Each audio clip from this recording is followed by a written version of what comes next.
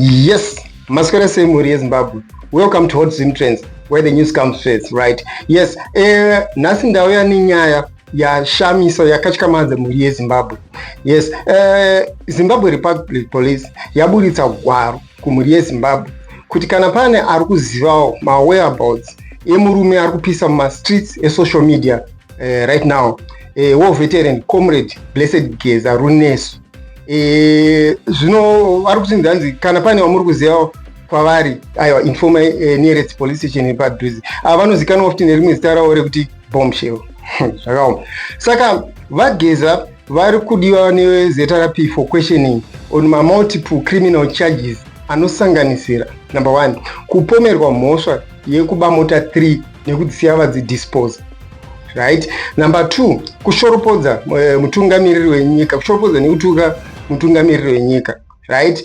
Yekupedzisira yacho vari kupomerwa mhosva yekukurudzira public violence kuti vanhu vaite mademonstrations, right? Saka with me here ndine list emadocuments aishiwa neZrp ane mhosva dzachona dzisi dzavanhu dzoidzodzi vachikurudzirawo futi kuti ruzhinji rweZimbabwe kana pane ari kuziva kwavari ripota nearest police station iri padhuze. Aiwa, tisange taso zvakare mashurugi abudowo achiudza comrade Geza kuti vasiyane nezvavari kuita. Vakatopfeka ma-t-shirts nemacaps ari kushoropodza comrade Geza. Saka with me here is a video iri kutaura, iri kuburitsa vakomana vakapfeka ma-t-shirts vachishoropodza comrade Geza. Saka we in comment section, but please don't forget to like and subscribe to Hot Zim Trends so that toramba tichikupai ma-updates. Ayo panapaka ndo panobuda news dzikupisa. This is where the news comes first. I salute you. Watch this.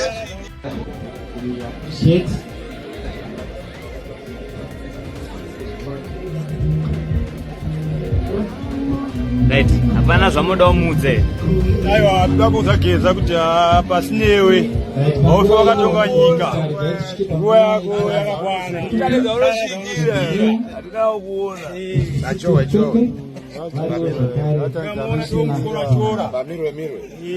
Panomira mukuru apamirwe mikwi. Apachowe.